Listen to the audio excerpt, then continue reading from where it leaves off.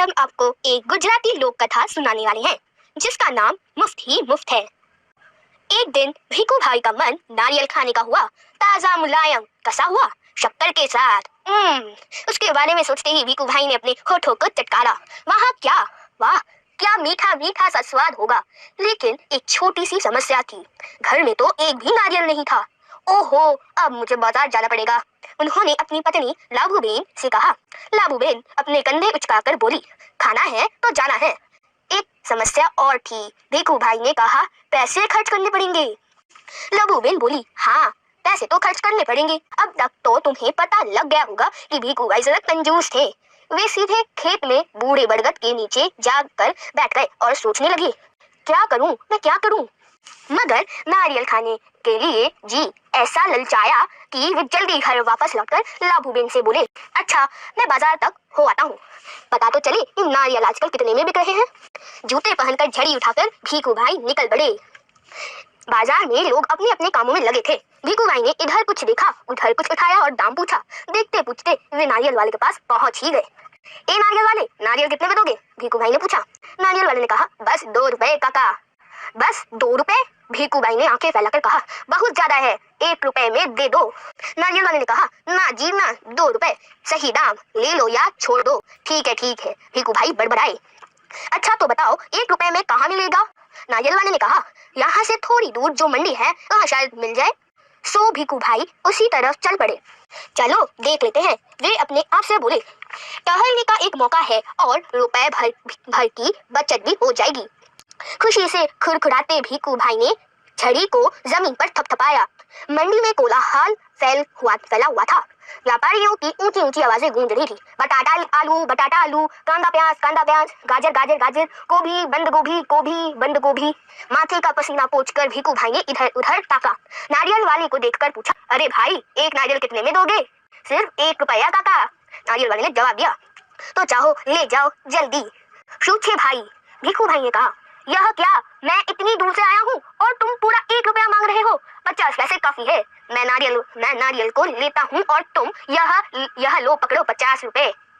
नारियल वाले ने झट भीखू भाई के हाथ से नारियल को छीन लिया और का निराशा चेहरा देखकर बोला, बंदरगाहों पर चले जाओ, हो सकता है वहाँ तुम्हें 50 पैसे में मिल जाए।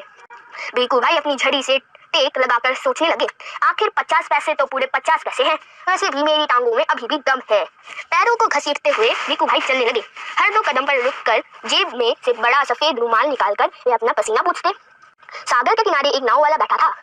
उसके सामने 2-4 नारियल पड़े थे। अरे भाई एक नारियल कितने में दोगे? भीखू भाई ने पूछा और कहा, ये तो काफी अच्छे दिखते हैं। काका यहाँ कोई पूछने वाली बात है, केवल 50 पैसे, नाव वाले ने कहा। 50 पैसे? भीखू भाई मानो हैरानी से हक्के बक्के हो गए। इतनी दूर से पैदल आया हूँ, इतना थक गया हूँ और तुम कहते हो 50 पैसे? मेरी मेहनत बेकार हो गई। ना भाई ना, 50 पैसे बहुत ज्यादा है, मैं तुम्हें 25 पैसे दूंगा। यह लो रख लो। ऐसा करते हुए भीखू भाई छुपकर नारियल उठाने ही वाले थे। नाव वाले ने कहा, नीचे रख दो, मेरे साथ कोई सौदा वौदा नहीं चलेगा। थोड़ी देर बाद उसने भीखू भाई की ओर ध्यान से देखा और जरा ठंडे दिमाग से बोला, सस्ते में चाहिए, नारियल के बगीचे में चले जाओ, वहाँ ढेर सारे मिल जाएंगे मनपसंद दाम में। भीखू भाई ने कहा, अपने आप को समझाया, इतनी दूर से आया हूँ, अब बगीचे तक जाने में हर्ज ही क्या है। सच बात तो यह थी कि वे काफी थक चुके थे, मगर 25 पैसे बचाने के ख्याल से ही उनमें फुर्ती आ गई। भीखू भाई ने सोचा, दोगुना ज्यादा चलना पड़ेगा, पर 4 आने बच भी तो जाएंगे और फिर कोई भी चीज मुफ्त में कहाँ मिलती है। भीखू भाई नारियल के बगीचे में पहुंच गए। वहाँ के माली को देखकर उससे पूछा, यह नारियल कितने में बेचोगे? माली ने जवाब दिया, जो पसंद आए ले जाओ काका, बस 25 पैसे का एक। देखो कितने बड़े बड़े हैं। हे भगवान, 25 पैसे? पूरा सस्ता पैदल आने के बाद भी जूते घिस गए, पैर थक गए और अब पैसे भी देने पड़ेंगे।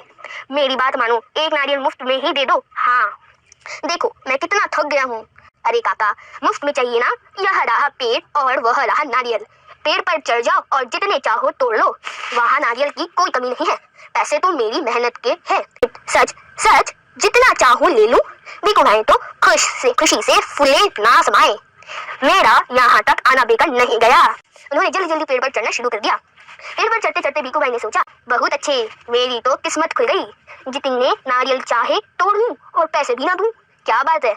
ओ माँ, अब मैं क्या करूं? भीखू भाई चिल्लाने लगे। अरे भाई मदद करो, उन्होंने नीचे खड़े माली से विनती की।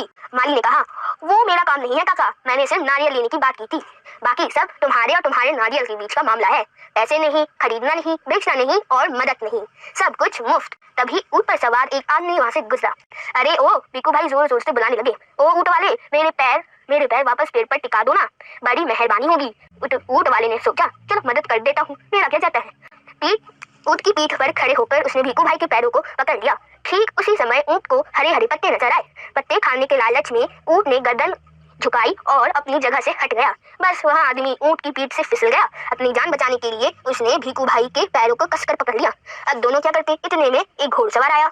अरे संभलो छो, पेड़ में लटके दोनों पुकारने लगे, सुनो भाई, कोई बचाओ बचाओ। घुड़सवार को देखकर भिखू भाई ने दुहाई दी, ओ मेरे भाई, मुझे पेड़ पर वापस पहुंचा दो। 1 मिनट भी नहीं लगेगा, मैं घोड़े की पीठ पर चढ़कर इनकी मदद कर देता हूँ। यहाँ सोचकर घुड़सवार घोड़े पर उठ खड़ा हुआ।